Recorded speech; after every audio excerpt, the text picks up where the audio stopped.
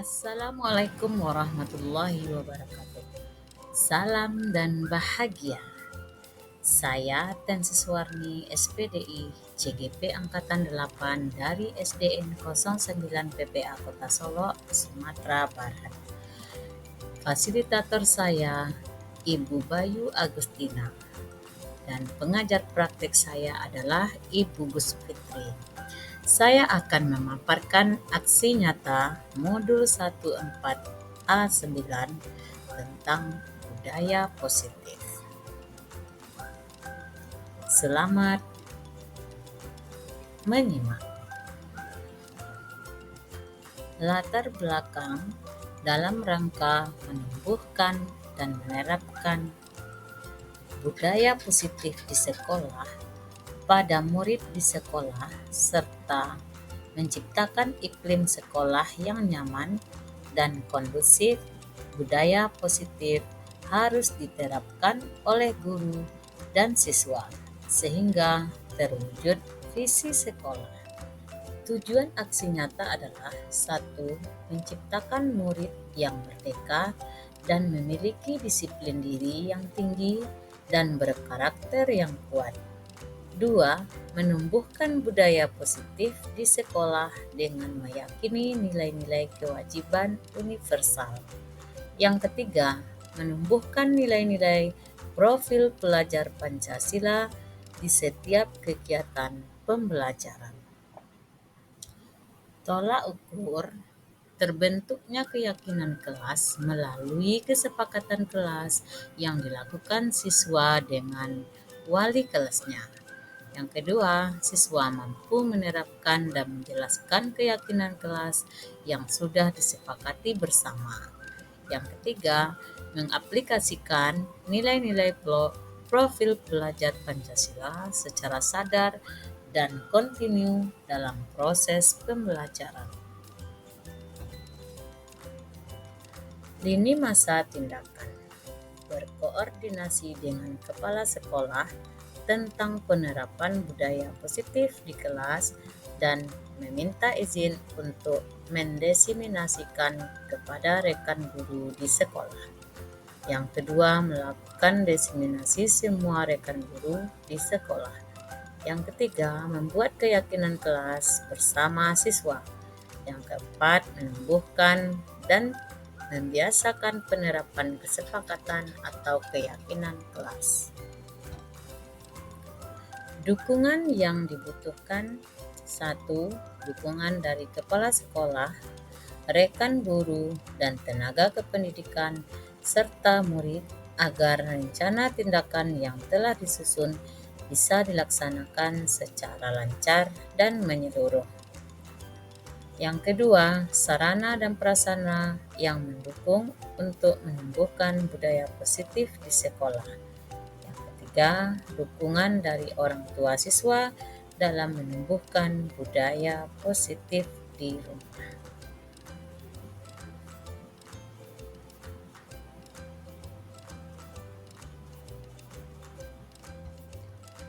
Langkah yang saya lakukan adalah berkoordinasi dengan kepala sekolah mengenai penerapan budaya positif yang akan dibagikan kepada teman sejawat. Setelah itu, berkoordinasi tentang membuat keyakinan kelas yang akan diterapkan oleh siswa kelas 1.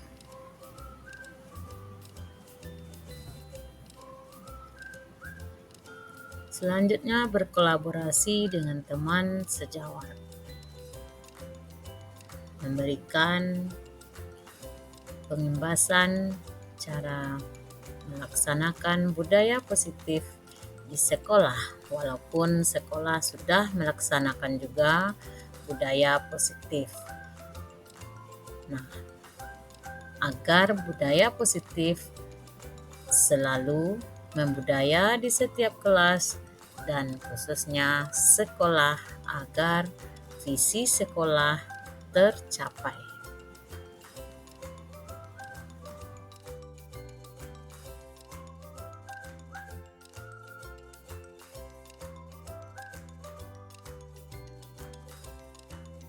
Inilah dokumentasi mengenai keyakinan kelas di 1A.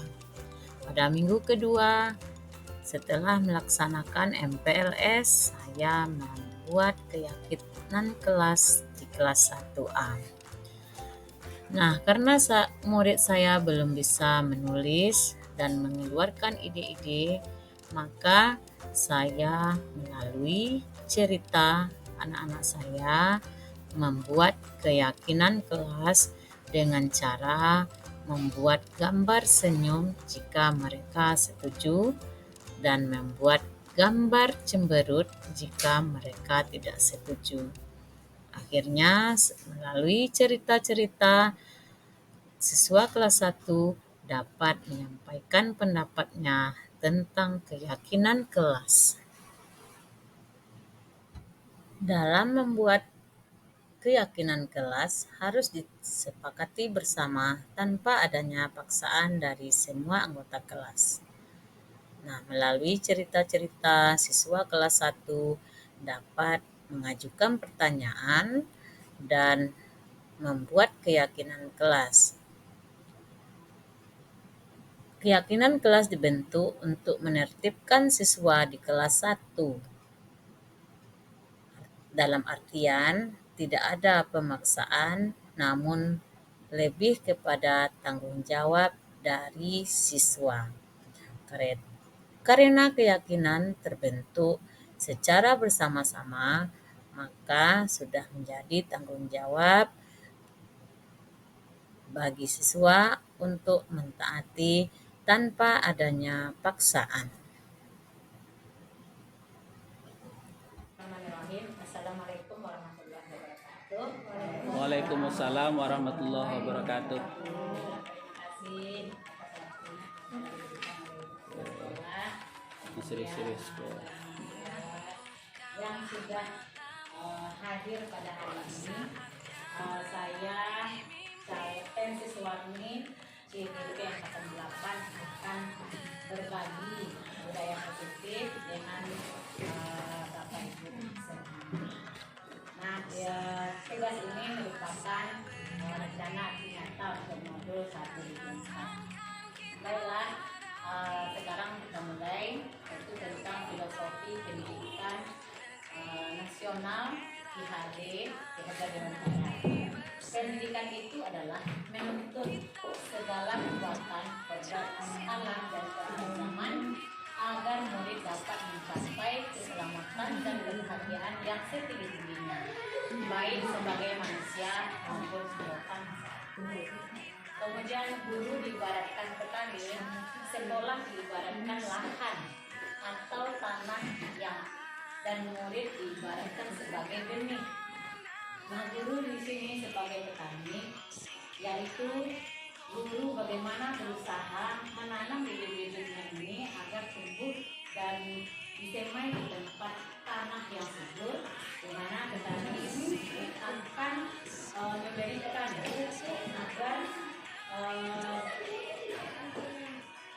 agar benih-benihnya tumbuh dengan maksimal.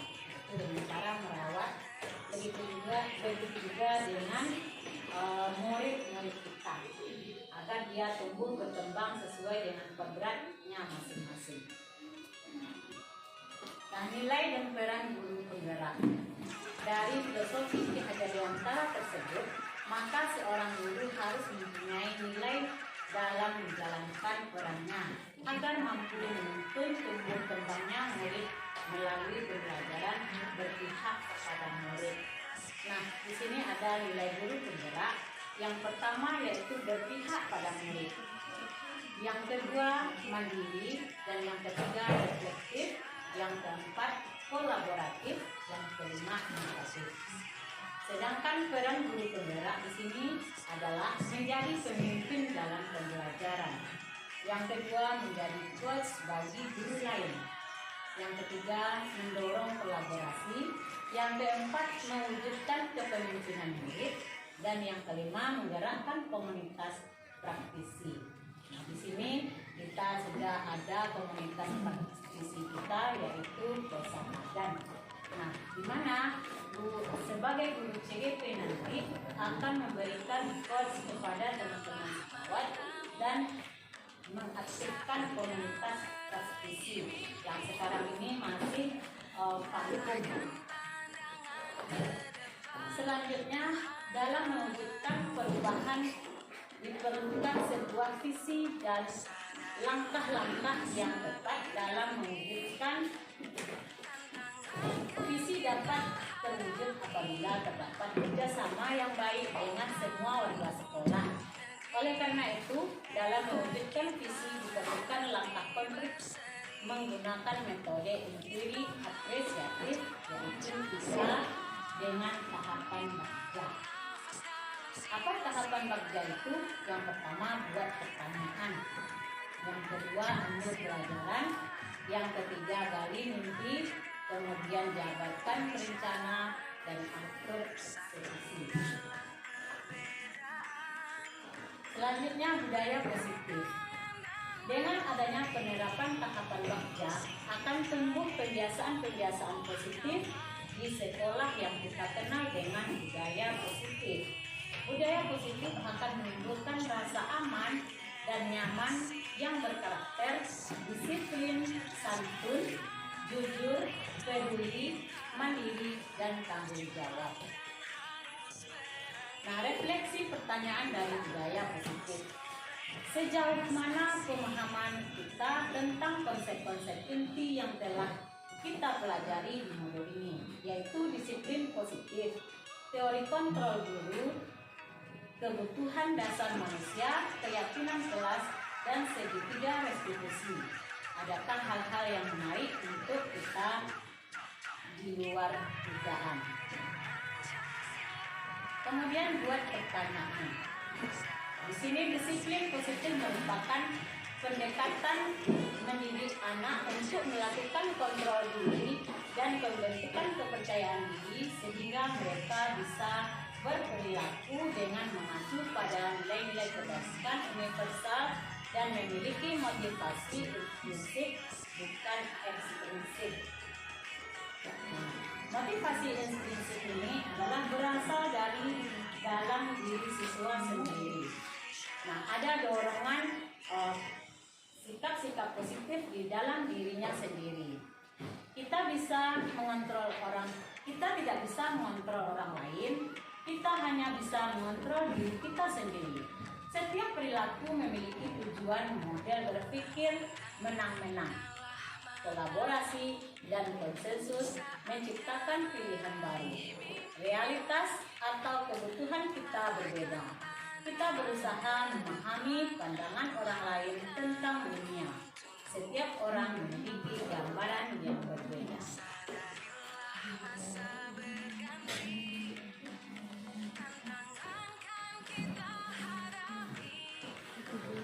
Teori motivasi, hukuman, dan penghargaan.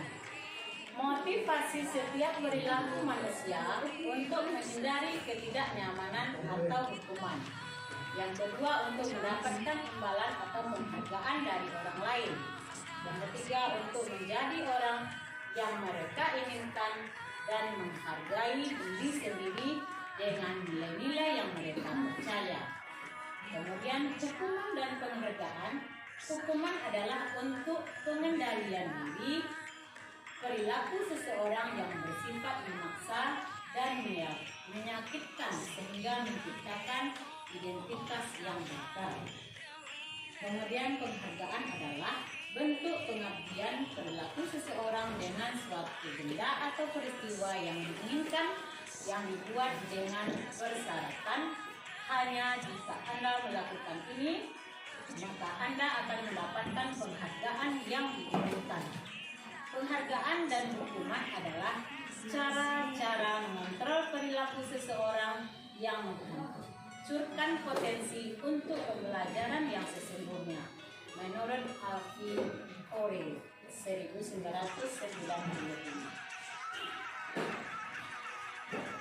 Di sini ada posisi kontrol guru. Yang pertama sebagai penghukum, yang kedua sebagai pembuat rasa bersalah, dan ketiga sebagai teman, yang keempat sebagai pemantau, dan dan yang kelima adalah sebagai manajer. Nah, di dalam pemberi penghukum ini, yaitu seorang guru memberikan hukuman kepada siswa tanpa memberitahunya terlebih dahulu.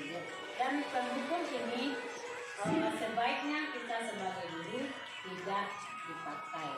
Begitu juga dengan pembuat rasa bersalah. Contohnya, seorang guru mengatakan bahwa demi ibu atau demi orang tuamu, janganlah berbuat seperti itu, sehingga anak akan merasa melakukan sesuatu menimbulkan rasa bersalah.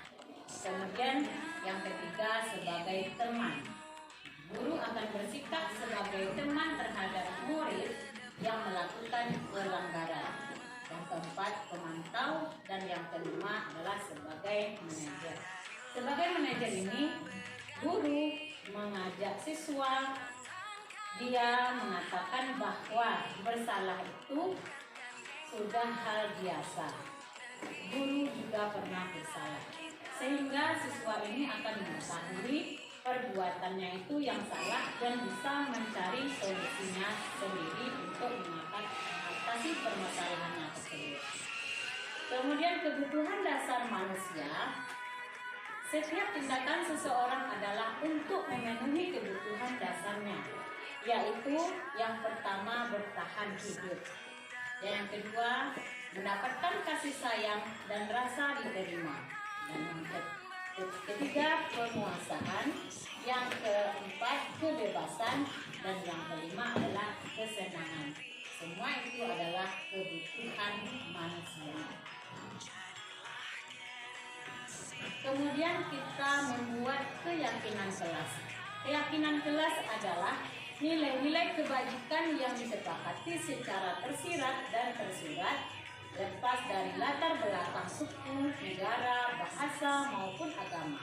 Keyakinan kelas adalah kesepakatan kelas yang telah dibuat berdasarkan nilai-nilai kebajikan universal. Nah, keyakinan kelas di sini kita buat dengan siswa, kemudian lahirlah peraturan-peraturan kelas. Kemudian kita melakukan segitiga restitusi, yaitu segitiga restitusi membantu murid menjadi lebih memiliki tujuan disiplin positif dan memulihkan dirinya setelah berbuat salah. Tahapan segitiga restitusi yang pertama adalah menstabilkan identitas. Yang kedua, validasi tindakan yang salah. Dan yang ketiga, menanyakan keyakinan. Nah, di mana menstabilkan identitas ini? Dia sebagai murid yang telah melakukan kesalahan atau pelanggaran disiplin, seorang guru akan memanggilnya secara pribadi, kemudian memanggilnya secara pribadi, kemudian menanyakan apa tindakannya tersebut. Setelah itu, siswa kita akan melakukan keyakinan dirinya, dia tidak akan melakukan pelanggaran atau kesalahan lagi. Kemudian perubahan apa yang terjadi pada cara berpikir kita dalam menciptakan budaya positif di kelas maupun sekolah setelah mempelajari modul ini. Setelah mempelajari modul 1.4 ini, saya sadar bahwa dalam menciptakan budaya positif di kelas atau sekolah perlu perubahan mindset atau cara berpikir guru terlebih dahulu. Di samping itu, keterlibatan murid dalam menyusun keyakinan kelas, mereka juga sangat penting sekali mengadopsi nilai-nilai kebajikan universal yang mereka yakini dapat diwujudkan dengan menumbuhkan motivasi intrinsik yang ada di dalam dirinya sendiri dan bersungguh-sungguh untuk melaksanakannya. Perubahan lain yang terjadi dalam diri saya adalah posisi kontrol saya sebagai guru yang sebelumnya dari penghukum atau pembuat rasa bersalah beralih menjadi manajer. Manajer adalah posisi di mana guru berbuat sesuatu bersama dengan murid, mempersilahkan murid bertanggung jawabkan perilakunya, mendukung murid agar dapat menemukan solusi atas masalahnya sendiri. Cara-cara yang dilakukan manajer ini adalah mengacukan kepada tahapan segitiga restitusi. Terkait penerapan konsep-konsep inti dalam modul budaya positif di lingkup kelas maupun sekolah kita. Pedoman yang pernah saya alami terkait penerapan konsep-konsep inti dalam modul budaya positif adalah ketika saya membuat keyakinan kelas bersama murid-murid saya yang masih berada di kelas 1 belum paham atau mengerti tentang keyakinan kelas. Saat saya meminta anak murid saya untuk mengeluarkan ide-ide mereka dalam membuat keyakinan kelas, banyak di antara mereka yang diam saja. Oleh karena itu, saya harus membuat ilustrasi cerita terlebih dahulu untuk memancing ide-ide mereka. Dan akhirnya keyakinan dapat diwujudkan dan dilaksanakan dengan penuh tanggung jawab. Seperti tadi saya membuat keyakinan kelas, saya bercerita terlebih dahulu, baru siswa kelas 1 bisa menyatakan pendapatnya dengan membuat keyakinan kelas.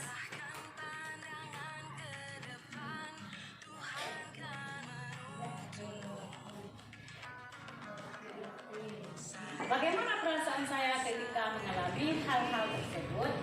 Perasaan saya ketika mengalami hal-hal tersebut awalnya merasa khawatir karena murid-murid saya masih kelas 1. Mereka belum paham dan masih banyak malu-malu dalam menemukan pendapat. Jadi saya takut keyakinan kelas tidak bisa dibuat. Namun setelah memikirkan cara yang bisa memancing ide-ide mereka melalui cerita-cerita pendek yang saya ceritakan, akhirnya mereka mampu mengeluarkan ide-ide mereka dan keyakinan kelas dapat diwujudkan. Menurut saya, terkait pengalaman dalam penerapan konsep-konsep tersebut, hal apa sajakah yang sudah baik? Adakah yang perlu diperbaiki?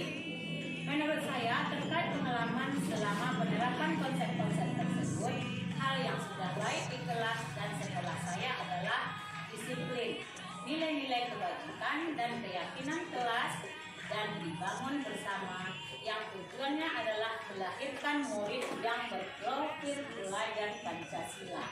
Adapun yang perlu diperbaiki adalah posisi kontrol sebagai seorang guru yang selama ini cenderung sebagai penghukum dan pembuat rasa bersalah menuju kepada posisi manajer.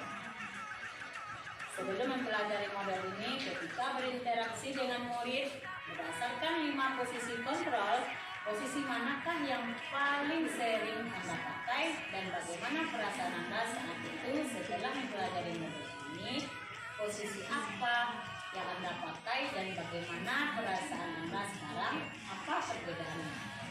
Sebelum mempelajari model ini, ketika berinteraksi dengan murid, berdasarkan 5 posisi kontrol, posisi yang paling sering saya pakai adalah posisi kontrol sebagai penghukum dan pembuat rasa bersalah. Perasaan saya saat itu adalah merasa benar dengan tindakan saya. Namun hasilnya jauh dari harapan dan murid saya malah semakin tidak disiplin. Setelah mempelajari model ini, saya berusaha menggunakan posisi kontrol sebagai manajer. Saat mampu memposisikan diri sebagai manajer dengan penerapan segitiga restitusi, saya merasa senang, bahagia, dan tidak merasa bersalah, serta terbebani karena saya sudah mampu membuat murid saya menyadari perbuatan salahnya tanpa merasa tertekan, takut, dan sakit hati. Mereka betul-betul bertanggung jawab memperbaiki kesalahan yang mereka lakukan. Sebelum mempelajari model ini, manakah Anda terapkan segitiga restitusi ketika menghadapi permasalahan murid Anda? Jika iya, tahap manakah yang Anda praktekkan dan bagaimana Anda mempraktekkannya? Sebelum mempelajari model ini, saya pernah menerapkan salah satu tahapan segitiga restitusi ketika menghadapi permasalahan murid saya, yaitu tahapan validasi tindakan yang salah.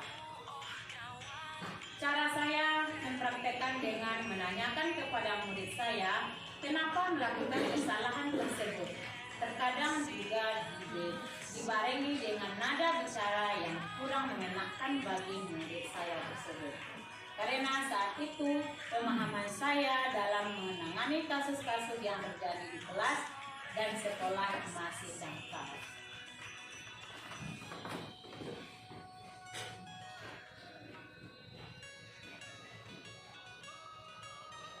Selain konsep-konsep yang disampaikan dalam modul ini adalah hal-hal lain yang menurut Anda penting untuk dipelajari dalam proses menciptakan budaya positif bagi baik di lingkungan kelas maupun sekolah.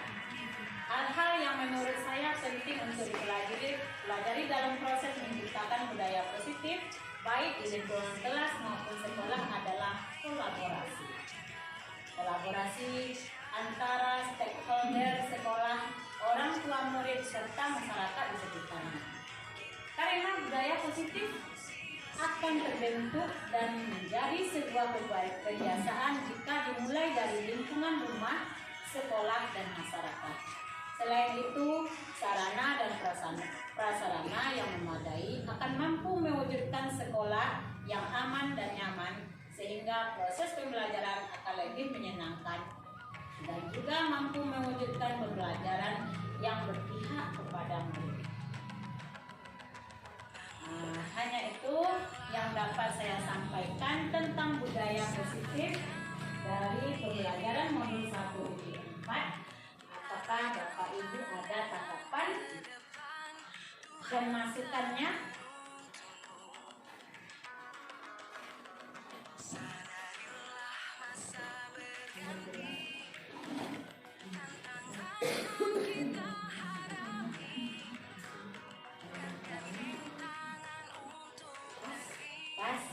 Terima kasih, semoga bermanfaat.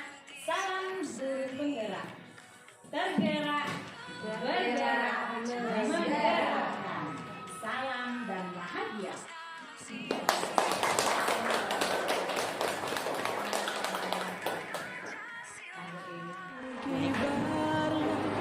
Assalamualaikum warahmatullahi wabarakatuh.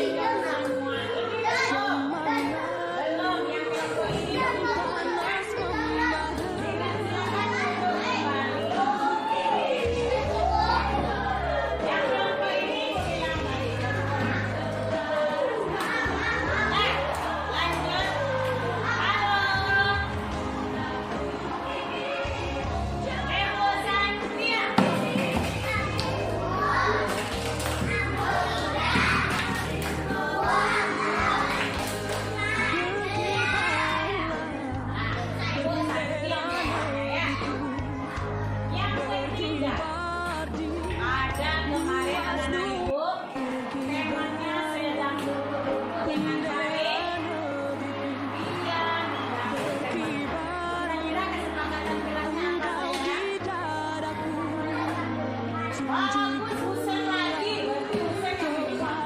Tidak boleh mengganggu. Ya, Santi yang Husen bagus ya. Ya, tidak boleh mengganggu Rena.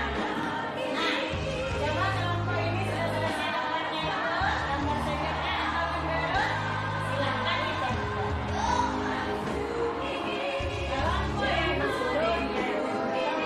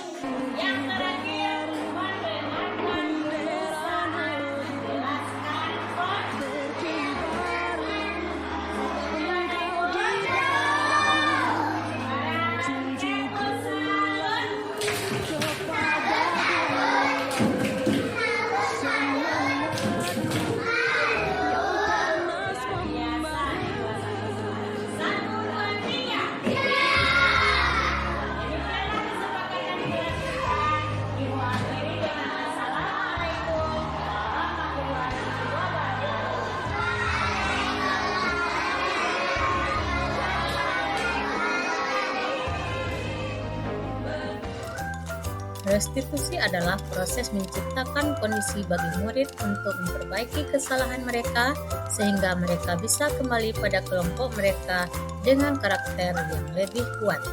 Menurut Diane Gosen, 2004. Restitusi merupakan sebuah tawaran, bukan paksaan. Restitusi berfokus pada solusi, bukan untuk menembus kesalahan. Restitusi menuntun untuk melihat ke dalam diri. Segitiga restitusi yaitu menstabilkan identitas, kemudian validasi tindakan yang salah, menambahkan keyakinan. Segitiga restitusi merupakan tindakan yang dilakukan dalam 3 tahapan oleh guru untuk membawa murid menaati kesepakatan atau keyakinan kelas yang telah dibuat dan ditetapkan bersama, serta mengakui secara sadar dan terbuka saat melakukan pelanggaran serta merasakan kenyamanan ketika berperilaku jujur dan bertanggung jawab. Segitiga restitusi menstabilkan identitas, yang kedua validasi tindakan yang salah, yang ketiga menanyakan keyakinan. Praktik penerapan segitiga restitusi, 2 skenario permasalahan. Pada kasus pertama, melanggar keyakinan kelas, tidak membawa pensil saat asesmen berlangsung. Saat kelas 1 akan memulai ujian, terlihat Kairan yang duduk paling depan sedang gelisah dan sibuk mencari-cari sesuatu. Ibu Tensis bertanya pada Kairan. Ternyata Kairan lupa bawa pensil saat ujian akan dimulai. Tahu nggak Azza, Ibu panggil ke tante?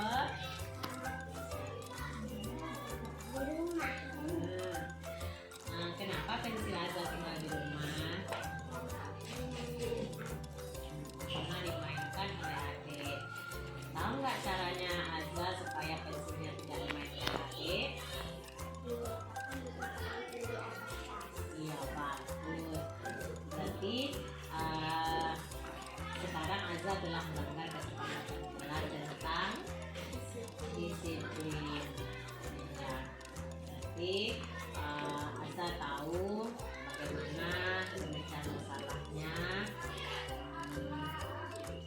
dan besok tidak akan melanggar lagi. Kesalahan itu biasa karena kita dalam proses belajar.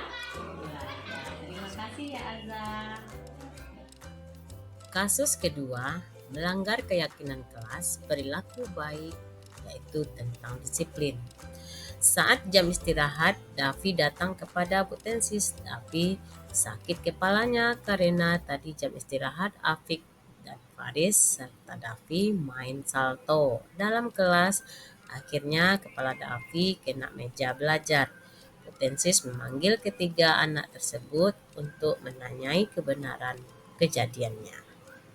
Tahu anak-anak ibu dipanggil ke kantor? Tahu. Kenapa? Karena kami salah di kelas pada jam istirahat. Boleh nggak kita main salto di kelas jam istirahat? Tidak. Kenapa? Karena melanggar aturan disiplin. Kesepakatan kelas sudah dilakukan. Berarti anak-anak ibu yang melanggar. Kesalahan itu biasa karena kita proses belajar. Tahu nggak anak-anak ibu akibatnya main salto di kelas? Tahu. Kenapa? Terbantu di kursi.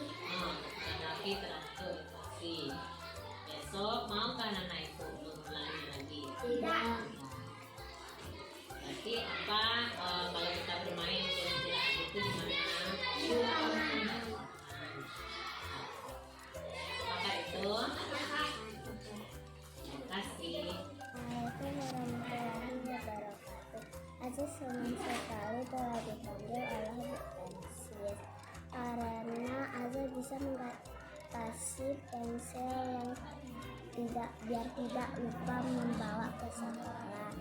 Bisa diletakkan di dalam tas atau di tempat yang tinggi. Azaz. Assalamualaikum. Assalamualaikum warahmatullahi wabarakatuh. Assalamualaikum warahmatullahi wabarakatuh. Saya senang sekali karena saya mengetahui kesalahan saya, yaitu main salto di kelas.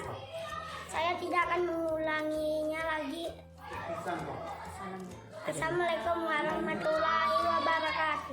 Kesimpulan, dengan adanya segitiga restitusi, kasus-kasus yang ada di sekolah dapat diselesaikan dengan mudah oleh guru. Di samping itu, juga guru harus memposisikan dirinya sebagai seorang manajer, di mana seorang manajer dalam menangani suatu permasalahan dengan mengajukan pertanyaan-pertanyaan dengan bahasa yang santun, ramah, dan bermakna. Pada posisi manajer, guru akan mengembalikan tanggung jawab pada murid untuk mencari jalan keluar permasalahannya, tentu dengan bimbingan guru, sehingga diharapkan murid nantinya menjadi pribadi yang mandiri, bertanggung jawab, dan percaya diri. Ya, Assalamualaikum warahmatullahi wabarakatuh. Baik, kami mewakili teman-teman guru SD 09 PPA sebagai teman sejawat oleh guru-guru penggerak yang berada di 09 PPA. Cukup gembira dengan adanya kegiatan pengimbasan terhadap kami dari materi modul 1.4. Ini sangat bermanfaat dan berguna bagi kami dalam pelaksanaan kegiatan sehari-hari karena kami cukup banyak mendapatkan pengalaman dari ibu bapak sebagai guru CPG atau sebagai calon guru penggerak. Kemudian lagi kami ucapkan salut luar biasa pada teman-teman CGP karena kami lihat dalam waktu yang sangat kasib dan sibuk sekali bisa menyelesaikan tugas-tugas yang kami merasakan cukup berat. Alhamdulillah sukses, mudah-mudahan pada masa-masa yang akan lebih sukses untuk tugas-tugas berikutnya dan menyelesaikan modul-modul berikutnya. Sekian dari kami mewakili dari teman-teman guru SD 09 PPA Kota Solo. Assalamualaikum warahmatullahi wabarakatuh. Terima kasih, semoga bermanfaat. Salam dan bahagia. Guru penggerak, tergerak, bergerak, menggerakkan. Saya akhiri. Assalamualaikum warahmatullahi wabarakatuh.